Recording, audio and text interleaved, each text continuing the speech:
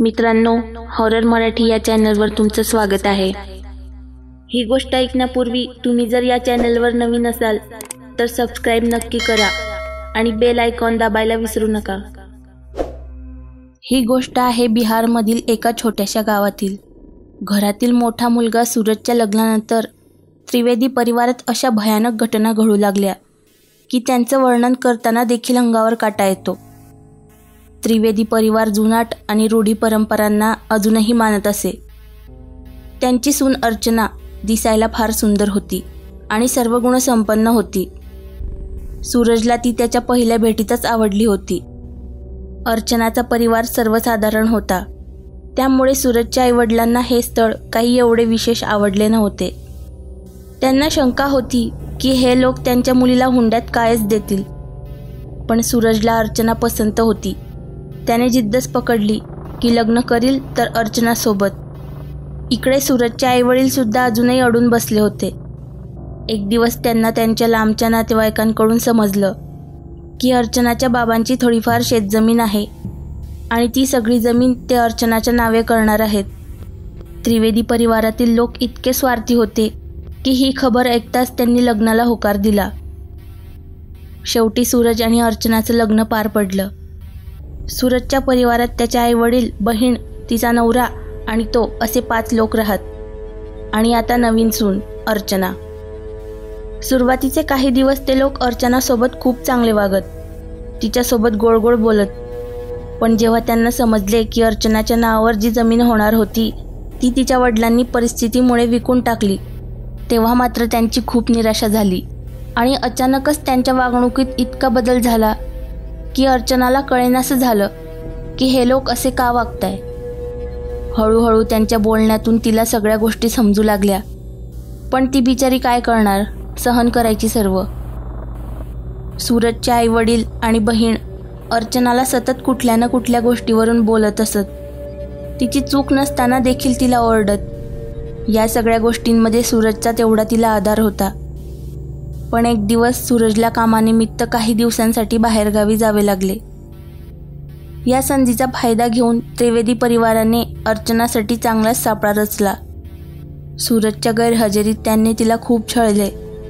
मग त्यांनी अर्चनाला जीवे मारण्याचा प्लॅन आखला, म्हणजे अर्चना मेली तर सूरजचं दुसरं लग्न लावता येईल।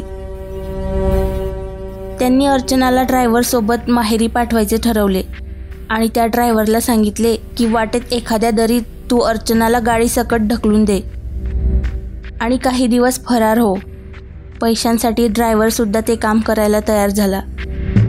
त्यांनी अर्चनाला माहेरी पाठवण्यासाठी तिला सांगितले की तुझ्या आईची तब्येत बरी नाही, त्यांनी तुला ताबडतोब बोलावून घेतले आहे।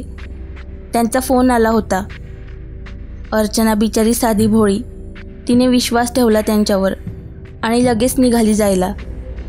पुढे तिच्यासोबत काय घडणार आहे याची तिला जरा देखील कल्पना नव्हती। त्याच दिवशी संध्याकाळी सूरज घरी आला, तेव्हा त्याला समजले की अर्चना माहेरी गेली आहे। पण तेवढ्यात अचानक कुणीतरी दार ठोठावलं। त्याने दार उघडलं तर दारात अर्चना उभी होती। तिला बघून त्रिवेदींना धक्काच बसला। तेवढ्यात सूरज म्हणाला, तू तर माहेरी गेली होती ना, मग अशी यावेळी कशी काय आलीस?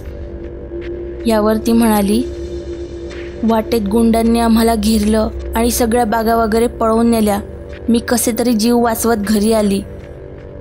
सूरजचा चेहरा चिंताग्रस्त झाला आणि तो म्हणाला, थँक गॉड तुला काही झालं नाही, चल आराम कर थोडा वेळ। त्या दिवसापासून सूरजला तिच्यात बदल जाणवत होते। खरं तर एक वेगळीच अनामिक भीती त्याला वाटत होती। गेल्या 5-6 दिवसात त्याला ती एकदाही हसताना दिसली नव्हती की तिने त्याला त्याच्या जवळही येऊ दिले नव्हते। कोण होती ती? खरोखर अर्चना होती की अर्चनाचं भूत? घरातील सगळेजण जरा घाबरूनच होते।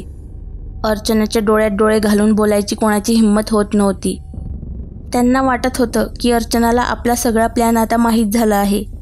तिने जर पोलिसांना कळवले तर आपली खैर नाही, म्हणून सगळे तिला भीत होते।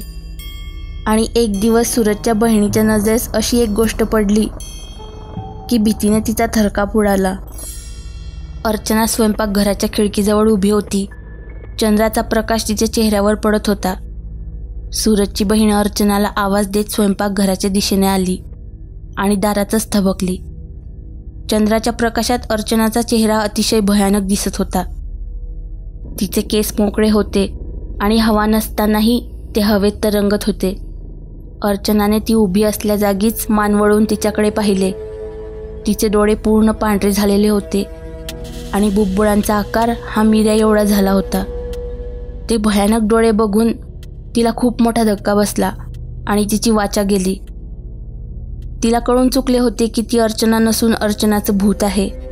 ती जागीच कोसळून बेशुद्ध पडली. ती अशी अचानक बेशुद्ध पडल्याने घरातील सगळे चिंताग्रस्त झाले. त्यांनी डॉक्टरांना बोलावून घेतले. थोड्या वेळाने तिला जाग आली, पण ती काही बोलू शकत नव्हती. तिचा आवाज निघत नव्हता. अर्धांग वायूचा झटका आल्यासारखं ती करत होती. तेव्हा त्यांनी तिला शहरात दाखवण्याचा निर्णय घेतला. सूरज तिला शहरात हॉस्पिटलमध्ये घेऊन गेला आणि तिच्या नवऱ्याला त्याने घरच्यांजवळ थांबायला सांगितले. अर्चना बदला घेण्यासाठी पुन्हा आली होती आणि ती संधीची वाट पाहत होती. 2 ते 3 दिवस उलटून गेले. एक दिवस त्यांचा तो ड्रायव्हर घरी आला आणि त्याने सूरजच्या आईवडिलांना पैशांची मागणी केली. तेव्हा त्रिवेदी त्याला म्हणाले, "कसले पैसे? तुला जे काम दिलं होतं ते तर तू केलंच नाही." यावर तो ड्रायव्हर म्हणाला, "शक्यच नाही. मी तर तिला स्वतः दरीत ढकलून दिलं होतं."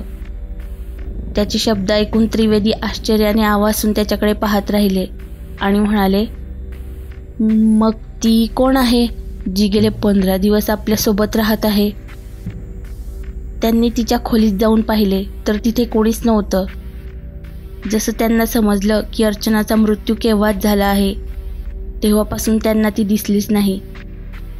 इकडे अर्चनाच्या आईवडिलांना सुद्धा समजलं. त्यांनी त्रिवेदी परिवारावर पोलीस कंप्लेंट केली. पोलिसांनी खूप तपास केला, पण त्रिवेदी परिवार शेवटपर्यंत कबूल झाले नाही. या दरम्यान अर्चनाचं भूत मात्र शांत बसलं नव्हतं. ती त्यांना भीती दाखवत होती, छळत राहिली. एका बाजूने पोलीस आणि एका बाजूने अर्चना. त्रिवेदी परिवार हादरून गेला होता. शेवटी त्यांनी त्यांचा गुन्हा कबूल केला. तेव्हा कुठं अर्चनाच्या आत्म्याला मुक्ती मिळाली.